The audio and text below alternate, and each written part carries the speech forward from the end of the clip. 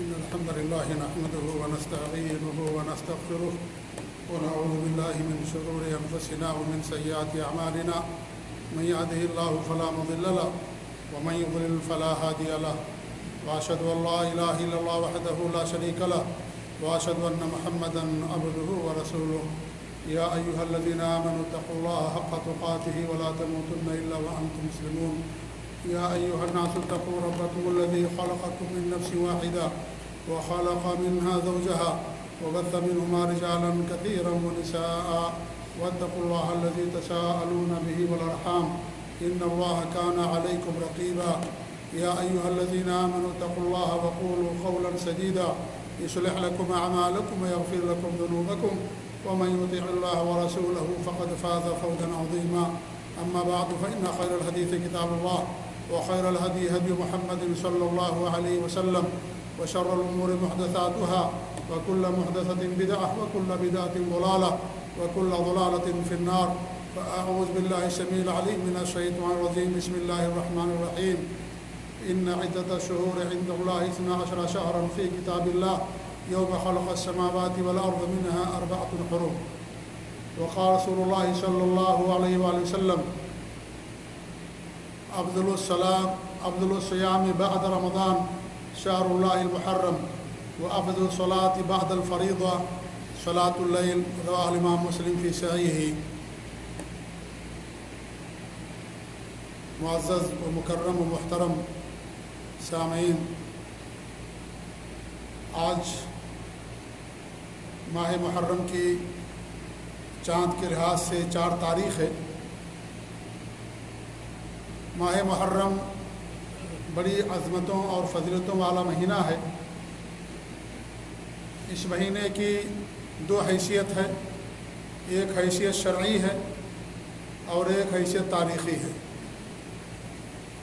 جہاں تک اس کی شرعی حیثیت کی بات ہے تو اس کی بھی 2 حیثیتیں ہیں۔ ایک تو یہ کہ حرمت والا مہینہ ہے، تعظیم و ادب والا مہینہ ہے۔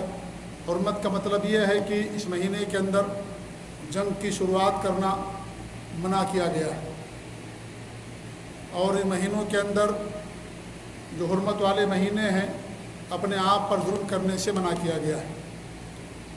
حرمت والے مہینے 4 ہیں، ذوالقعدہ، ذوالحجہ، محرم اور رجب کا مہینہ۔ تو اس کی شرعی حیثیت یہ کہ ہو گئی کہ یہ حرمت والا تعظیم و ادب والا مہینہ ہے۔ دوسری اس کی حیثیت یہ ہے کہ اس مہینے کے اندر کثرت سے روزہ رکھنا یہ مسنون عمل ہے۔ صحیح مسلم کی حدیث میں نے آپ کے سامنے پیش کی ہے۔ آپ صلی اللہ علیہ وسلم فرماتے ہیں کہ رمضان کے بعد سب سے بہتر مہینہ روزوں کے لیے اللہ کا مہینہ محرم کا مہینہ ہے، اور فرض نمازوں کے بعد سب سے بہتر نماز رات کی نماز ہوتی ہے، تہجد یعنی قیام اللیل ہوتا ہے۔ اس طریقے سے آپ سے پوچھا گیا صلی اللہ علیہ وسلم کہ رمضان کے بعد روزوں کے لحاظ سے سب سے کون سا بہتر روزہ یا کون سا مہینہ ہے جس میں روزہ رکھنے کا زیادہ اجر ہو؟ تو ہمارے نبی نے فرمایا شہر اللہ الذی تدعونہ المحرم، اللہ کا وہ مہینہ جسے تم محرم کہتے ہو۔ تو محرم کے مہینے میں روزہ رکھنا یہ مسنون عمل ہے، اور ماہ رمضان کے بعد سب سے بہتر مہینہ روزہ رکھنے کا ماہ محرم ہے۔ خاص طور سے محرم کی 9 اور 10 تاریخ، اس دن روزہ رکھنے سے 1 سال کے گناہوں کو اللہ رب العالمین معاف کر دیتا ہے، جیسا کہ اللہ کے رسول صلی اللہ علیہ وسلم کی حدیث ہے۔ تو اس مہینے کی 2 حیثیت ہو گئی شرعی، ایک تو حرمت والا مہینہ، نمبر 2 روزہ رکھنے والا مہینہ۔ جہاں تک تاریخی حیثیت کی بات ہے، اس تاریخی حیثیت کی بھی 2 حیثیتیں ہیں۔ پہلی حیثیت یہ ہے کہ محرم کی 10 تاریخ یہ ظلم سے نجات کا دن ہے، اور جو مظلومین تھے، مقہورین تھے، ستائے ہوئے تھے، ان لوگوں کی فتح اور جیت کا دن ہے۔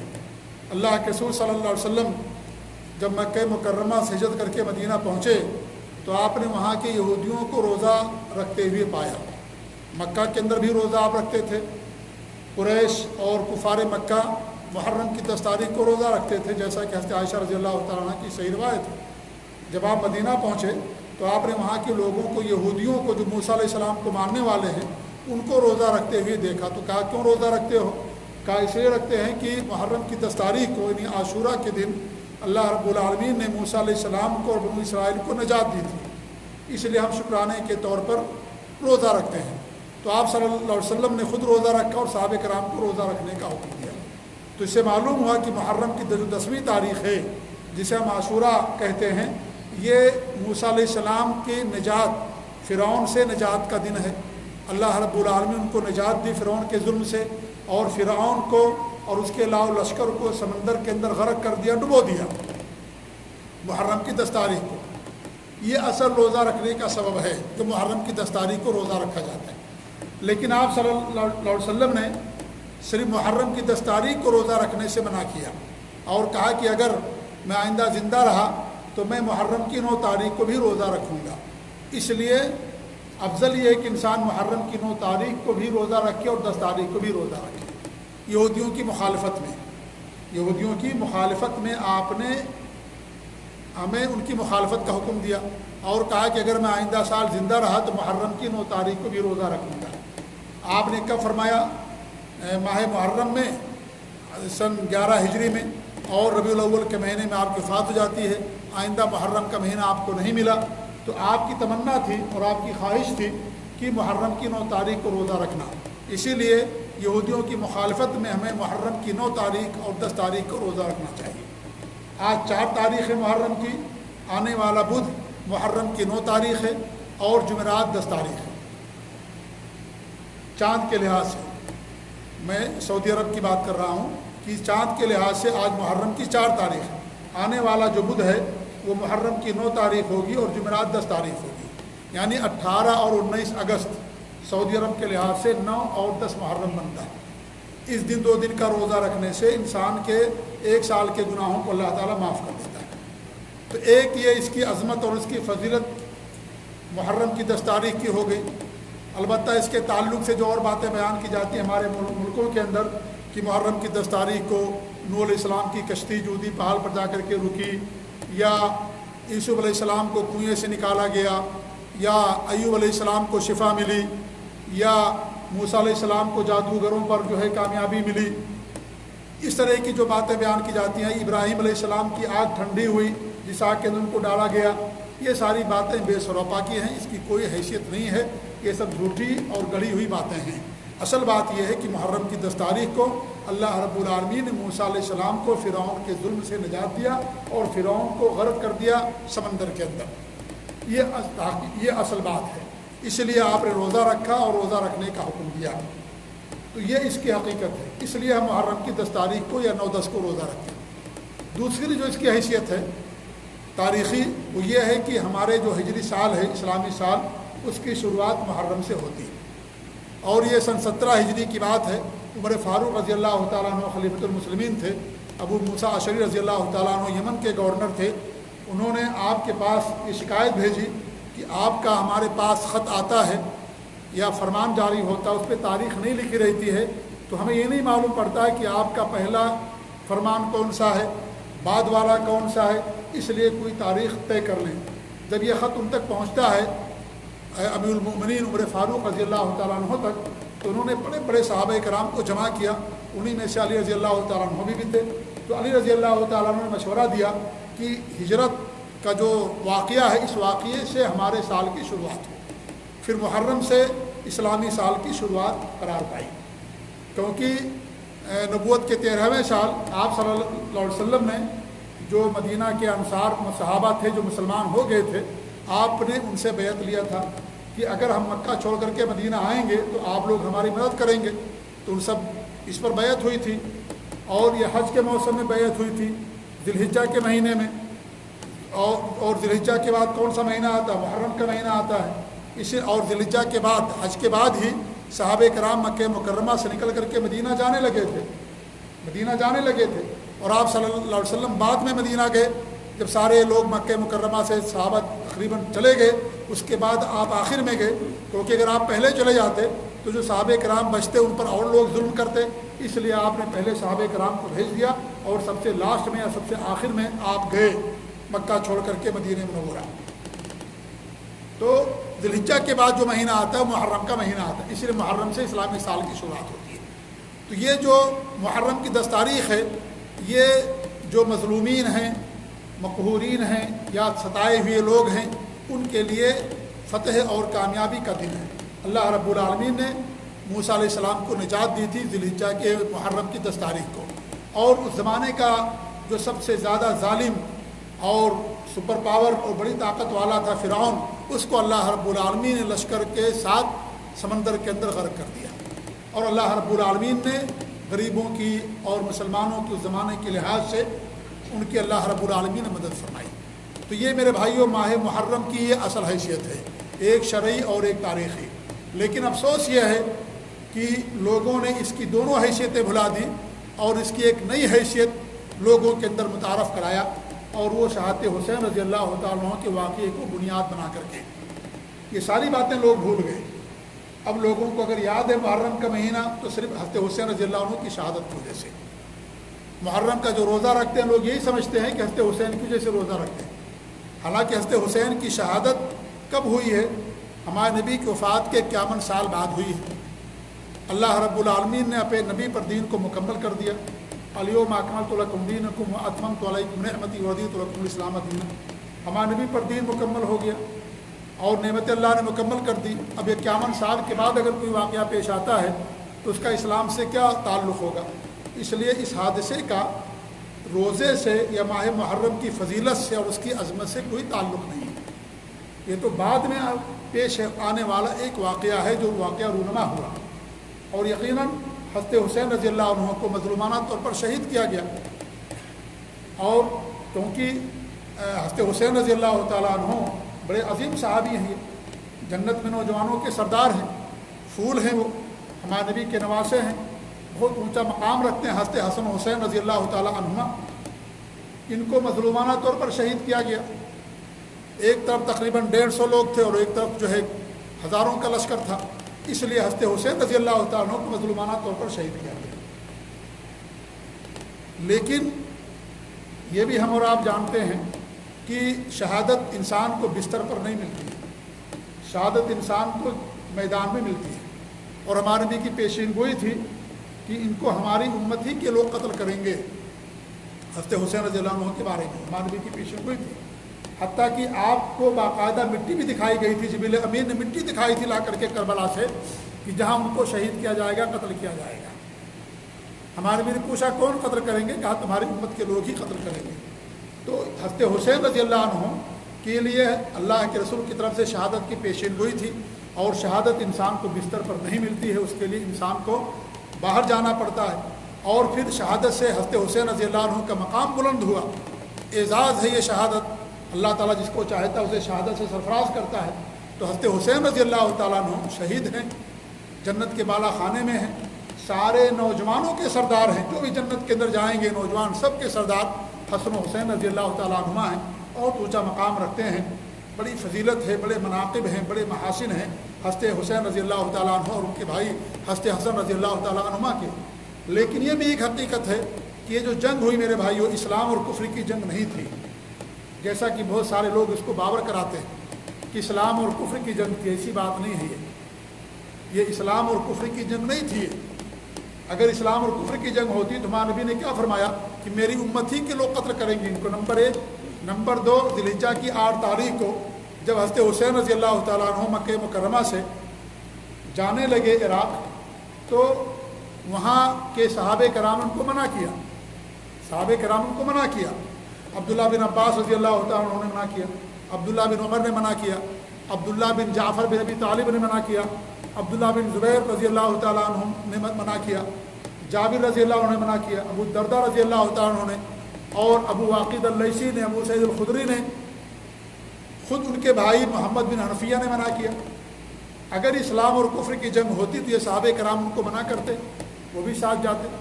اور جانے والے کتنے تھے ہمارے حضرت حسین رضی اللہ عنہ کے ساتھ؟ صرف زیادہ سے زیادہ 150 لوگ یا اس کے آس پاس، زیادہ سے زیادہ ان کے ساتھ گئے۔ کیا مسلمان صرف اتنے ہی تھے مکے کے اندر، مدینے کے اندر، کہ ان کے ساتھ صرف 150 گئے، باقی لوگ نہیں گئے؟ تو حضرت حسین بھی سمجھتے تھے رضی اللہ عنہ، اور ان کے ساتھ جانے والے بھی سمجھتے تھے، اور جو نہیں گئے وہ بھی سمجھتے تھے کہ اسلام اور کفر کی جنگ نہیں ہے یہ، کہ اس کو اسلام اور کفر کی جنگ کہا جائے۔ اس کے بعد تیسری بات یہ ہے کہ جب آپ حضرت حسین رضی اللہ تعالیٰ عنہ جب راستے میں پہنچتے ہیں، عراق کے راستے میں، تو ان کو اطلاع پہنچتی ہے کہ عقیل بن ابی طالب کو قتل کر دیا گیا، جن کو انہوں نے بھیجا تھا عراق میں یا کوفہ میں معاملات کو جاننے کے لیے، ایک نمائندہ کے طور پر بھیجا تھا انہوں نے عقیل کو، تو ان کو قتل کر دیا گیا۔ اور جب ان کو قتل کیا گیا تو انہوں نے کہا تھا کہ بھئی مجھے میری ایک وصیت ہے اور یہ وصیت نواسے رسول حضرت حسین کو پہنچا دیا جائے۔ کیا ان کی وصیت تھی؟ انہوں نے منع کر دیا تھا کہ عراق مت آئیے آپ، کوفہ، جیسے انہوں نے میرے ساتھ بدعہدی کی ہے اور میرے ہاتھوں پر بیعت کیا لیکن مجھے چھوڑ دیا اور پھر مجھے قتل کر دیا گیا، میرا کوئی ساتھ نہیں دیا، ایسے ہی میں آپ کو یہاں آنے سے منع کرتا ہوں، ان کی باتوں پر بھروسہ مت کرنا۔ یہ کس نے لکھ کر کے دیا؟ عقیل بن ابی طالب نے، مسلم بن عقیل بن ابی طالب نے۔ انہوں نے منع کر دیا۔ جب راستے میں ان کو اطلاع پہنچتی ہے یہ خبر کہ ان کو قتل کر دیا گیا، تو وہاں سے واپس ہونا چاہتے ہیں حضرت حسین رضی اللہ تعالیٰ عنہ۔ یہ سب حقائق ہیں، تاریخ کے اندر درج ہیں۔ اگر یہ اسلام اور کفر کی جنگ تھی تو حضرت حسین رضی اللہ تعالیٰ عنہ راستے سے واپس نہیں ہوتے، قطعاً ظاہر بات ہے، اسلام اور کفر میں جنگ لڑنا ہے، واپسی نہیں ہو سکتی ہے۔ تو اس سے بھی معلوم ہوا کہ اسلام اور کفر کی جنگ نہیں تھی۔ مسلم بن عقیل نے ان کو منع کیا، اگر اسلام اور کفر کی جنگ ہوتی تو مسلم بن عقیل ان کو منع نہیں کرتے۔ چلیے اور آگے چلتے ہیں۔ جب کربلا میں پہنچتے ہیں تو وہاں پہنچنے کے بعد بھی حضرت حسین رضی اللہ تعالیٰ عنہ نے 3 باتیں ان کے سامنے رکھی تھیں۔ پہلی بات یہ تھی کہ میں جہاں سے آیا مجھے وہاں واپس جانے دیا جائے، کہاں؟ مکہ۔ دوسری بات یہ تھی کہ مجھے کسی سرحد پر بھیج دیا جائے، سرحد کی حفاظت کرتے کرتے میں وہیں پر اپنی زندگی گزار لوں گا۔ تیسری بات تھی کہ مجھے یزید کے پاس بھیج دیا جائے۔ 3 باتیں تھیں۔ اور جو یزید کی طرف سے کمانڈر تھے ان کا نام تھا عمر بن سعد بن ابی وقاص۔ سعد بن ابی وقاص کا نام سنا ہوگا آپ لوگوں نے، یہ عشرہ مبشرہ میں سے ہے۔ وہ 10 صحابہ جن کو ہماری میں جنت کی بشارت دی، انہی میں سے سعد بن ابی وقاص بھی ہیں، جنہوں نے قادسیہ کو فتح کیا اور مصر کو فتح کیا تھا۔ سعد بن ابی وقاص رضی اللہ، عظیم کمانڈر اور جنرل تھے، بڑے عظیم صحابی سعد بن ابی وقاص۔ ان کے لڑکے عمر بن سعد، وہ کمانڈر تھے یزید کی طرف سے۔ تو یہ 3 مطالبے رکھے عمر بن سعد کے سامنے۔ انہوں نے آ کر کے عبداللہ بن زیاد، عبید اللہ بن ابی زیاد کو آ کر کے جو وہاں کا جو گورنر تھا کوفے کا، آ کر کے بتا دیا۔ اس نے کہا ٹھیک ہے، ہم ان کے مطالبے کو قبول کر لیتے ہیں۔ اور اس نے قبول کرنا بھی چاہا، لیکن ایک بہت ہی خبیث قسم کا شخص تھا اس کے ساتھ جس کا نام تھا شمر بن ذل الجوشن۔ اس نے ان کو ورغلا دیا، بھڑکا دیا، کہا کہ نہیں، اگر حضرت حسین کی باتیں آپ مانتے تو پہلے ان سے کہیے کہ وہ اپنے آپ کو میرے حوالے کر دیں، پھر میں ان کو جہاں چاہوں گا وہاں بھیج دوں گا، کیونکہ آپ یہاں کے گورنر ہیں۔ یہ سمجھا دیا اور یہ بات اس کے دماغ میں آ گئی، اس لیے اس نے حضرت حسین کے ان مطالبے کو ماننے سے انکار کر دیا۔ پہلے اس نے مانا، کہا ٹھیک ہے ہم ان کے ان مطالبے کو ہم مانتے ہیں، لیکن اس کے ساتھ رہنے والا ایک شخص جس کا نام تھا شمر بن ذل الجوشن، جس کے حکم اور اشارے ہی پر حضرت حسین کو قتل کیا گیا، شہید کیا گیا، تو اس نے بہکا دیا اور کہا کہ نہیں، پہلے ان سے کہیے کہ آ کر کے اپنے آپ کو سرنڈر کریں، میرے حوالے کریں، اس کے بعد پھر وہ آپ جو چاہیے گا ان کے ساتھ کیجیے گا، یزید کے پاس بھیجنا، مکہ بھیج دینا، کہیں بھیج دینا۔ اس کے بہکاؤ میں آ کر کے اس نے کہا کہ نہیں، پہلے آپ ہمارے حوالے کیجیے۔ حضرت حسین کے پاس پیغام بھیجا گیا کہ آپ ہمارے عبید اللہ بن زیاد کے حوالے ہو جائیے، سرنڈر کر جائیے۔ انہوں نے کہا کہ میں اس کے سرنڈر نہیں کروں گا، میں اپنا ہاتھ اس کے ہاتھ میں نہیں دوں گا، کیا مجھے قتل کر دیا جو بھی کیا جائے، میں اس کے اپنا ہاتھ نہیں دوں گا۔ یہیں پر اختلاف ہوا اور اس کے بعد یہیں پر جنگ ہوئی، لڑائی ہوئی، اور محرم کی 10 تاریخ کو مظلومانہ طور پر حضرت حسین رضی اللہ عنہ کو شہید کر دیا گیا۔ 150 لوگ تھے اور ایک طرف 1000 کا لشکر تھا۔ قتل کرنے والے کون تھے؟ وہی لوگ تھے جنہوں نے ان کو بلایا تھا، وہی لوگ تھے، کوفی لوگ تھے جو آج ماتم کرتے ہیں، اپنا سینہ پیٹتے ہیں اور اس طریقے سے کالے کپڑے پہنتے ہیں اور صحابہ کرام کو گالیاں دیتے ہیں، ابو بکر و عمر کو اور دیگر صحابہ کرام کو، جن کا اس واقعے سے کوئی تعلق نہیں ہے۔ وہی لوگ دراصل حضرت حسین رضی اللہ عنہ کے قاتل بھی ہیں، کیونکہ حضرت حسین رضی اللہ عنہ نے کہا تھا پہلے ہی کہ انہوں نے بدعا بھی کی تھی کہ عراق والوں، کوفہ والوں، تمہیں کوئی ایسا امیر نصیب نہیں ہوگا جو تمہارے اوپر اعتماد کرے، اور یقیناً یہی ہوا کہ وہاں کے لوگوں کے تعلق سے جو بھی گورنر آیا، امیر آیا، ہمیشہ ان کے تعلق سے بدگمانی ہی کا شکار رہا اور اعتماد ان کو حاصل نہیں ہوا۔ اور جو بچ گئے تھے قتل سے، انہوں نے بھی کہا کہ جنہوں نے مجھے بلایا تھا انہوں ہی نے مجھے قتل کیا، انہیں لوگوں نے قتل کیا حضرت حسین کو اور ان کے پورے لشکر کو۔ تو حقیقت یہ ہے کہ جن لوگوں نے ان کو بلایا تھا، اسی لیے جب جنگ شروع ہوئی تو سب سے پہلے اس خیمے کے اندر آگ لگائی گئی تھی جس خیمے کے اندر خطوط پڑے ہوئے تھے۔ حضرت حسین رضی اللہ عنہ پورا خط لے کر آئے تھے، 150 خط تھے ان کے پاس عراق والوں کوفہ والوں کے، سب نے لکھا، سب کے نام تھے سرداروں کے کہ میں فلاں قبیلے کے سردار، میں فلاں قبیلے کے سردار، میں آپ کو خلیفۃ المسلمین تسلیم کرتا ہوں، آپ آئیے، آپ کے ہاتھ میں بیعت کریں گے۔ سارا خط بھی لے کر کے آئے تھے حسین رضی اللہ عنہ۔ اس لیے سب سے پہلے جنگ شروع ہوئی تو اس خیمے کو آگ لگا دیا ان لوگوں نے جس میں خط رکھے ہوئے تھے۔ کیوں لگایا؟ اس لیے کہ اگر وہ خط مل گئے عبید اللہ بن زیاد کو تو ان سارے گورنروں، ان سارے سرداروں کو بھی قتل کر دیا جائے گا یا ان کے لیے مشکل کھڑی ہو سکتی تھی، اس لیے سب سے پہلے انہوں نے وہاں پر آگ لگا دی۔ تو میرے بھائیو، حقیقت یہ جو میں نے آپ کے سامنے بیان کی، جو روافض ہیں، دشمنان صحابہ ہیں اور قرآن کے دشمن ہیں، مسلمانوں کے دشمن ہیں، وہ پتہ نہیں کیا کیا باتیں بیان کرتے ہیں، یزید کو بھی گالیاں دیتے ہیں، صحابہ کو بھی گالیاں دیتے ہیں، امیر معاویہ کو بھی گالیاں دیتے ہیں۔ میرے بھائیو، یزید ایک صحابی کا لڑکا تھا، ہمارے بھی کہتی صحیح بخاری کی کہ سب سے پہلے جو قسطنطنیہ کو فتح کرے گا وہ سب کے سب مغفور ہیں، سب کے سب کو معاف کر دیا گیا ہے۔ اس کا کمانڈر تھا یزید، ان کی کمانڈی میں حضرت حسن اور حسین دونوں لڑ رہے تھے۔ یہ باقاعدہ تاریخ ہے اور صحیح بخاری کی روایت ہے۔ صحیح بخاری میں اللہ کے رسول کی حدیث ہے کہ اول جیش من امتی یغزون مدینۃ قیصر فہو مغفور لهم، میری امت کا سب سے پہلا لشکر جو قسطنطنیہ کو فتح کرے گا وہ مغفور ہے، یعنی ان کو معاف کر دیا گیا ہے۔ سب سے پہلا بحری بیڑا حضرت معاویہ کے زمانے میں تیار ہوا، ان کے لیے بھی ہمارے نبی کی بشارت ہے، اور جو سب سے پہلے جس نے قسطنطنیہ کو فتح کیا ان کے لیے بھی بشارت ہے ہمارے نبی کی، اور یہ صحیح بخاری کی روایت ہے جس کی حدیث صحت پر تمام علماء کا اجماع ہے۔ تو اس سے ان کی فضیلت ثابت ہوتی ہے۔ اس کے بارے میں، یزید کے بارے میں پتہ نہیں کیا کیا باتیں ہمارے ملک کے لوگ کرتے ہیں۔ وہ شرابی تھا، زانی تھا، چور تھا، ڈاکو تھا، اور حضرت عائشہ سے نعوذ باللہ اور اللہ کے رسول کی بیویوں سے زنا کرتا تھا، نعوذ باللہ من ذالک۔ ہم یہ بات سوچ بھی نہیں سکتے ہیں۔ اور صحابی کے لڑکے کے بارے میں جنہیں تابعی کہا جاتا ہے، جن کے اقوال باقاعدہ امام احمد نقل کیے ہیں اپنی کتاب الزہد کے اندر، اس کے بارے میں ایسی باتیں۔ آج ہم اگر ہمارا بیٹا ایسا ہو جائے تو اس کو گھر سے انسان بھگا دیتا ہے، نکال دیتا ہے۔ اتنے بڑے ملک کی حکومت کے لیے ان سے لیے بیعت لینا، ایک صحابی رسول حضرت معاویہ رضی اللہ عنہ ایسا کر سکتے تھے؟ خود انسان عقل سے سوچے، دماغ سے سوچے، ساری باتیں اس کو سمجھ آ جائیں گی۔ یقیناً ان کا قدر کرنا ظلم تھا حضرت حسین پر، اور اس سے راضی بھی نہیں تھا وہ۔ اس نے کہا، جب اسے اطلاع ملی تو اس نے کہا کہ میں تو ان سے کم قتل پر بھی راضی تھا، میں نہیں چاہتا کہ تم حضرت حسین کو قتل کر دو۔ اور باقاعدہ اس نے کہا کہ تمہارے والد میرے والد سے افضل، تم مجھ سے افضل تھے، تمہاری ماں میری ماں سے افضل تھی، لیکن یہ خلافت ہے، بادشاہت اللہ تعالیٰ جس کے خاندان میں چاہتا ہے اسے دیتا ہے۔ تو غرض کہنے کا مقصد یہ ہے کہ یزید کے تعلق سے جو ہمارے ملکوں کے اندر بیان کیا جاتا ہے وہ ساری باتیں غلط ہیں، سب جھوٹی باتیں ہیں، رافضیوں اور شیعوں کی طرف سے گڑھی ہوئی باتیں ہیں جو ان کے تعلق سے بیان کیا جاتے ہیں۔ ایک مسلمان کم سے کم تو مسلمان تھا، اور مسلمان کے رحمۃ اللہ علیہ کہنا یہ تو غلط بات نہیں ہے کسی بھی مسلمان کے لیے۔ صحابی کا بیٹا، تابعی کہتے ہیں وہ جن کی صحابی سے ملاقات ہوئی ان کو تابعی کہا جاتا ہے۔ حضرت عبداللہ بن عباس نے فتح رب کہا، 350 صحابہ کرام نے اس کے ہاتھ میں بیعت کر رکھا تھا، 350 صحابہ کرام نے اس کو اپنا خلیفہ تسلیم کیا تھا۔ سب تاریخ ہے، اور جو ہے علماء نے مسلمانوں نے بیان کیا ہے۔ یہ ساری باتیں ہمارے یہاں کے لوگ نہیں بیان کرتے۔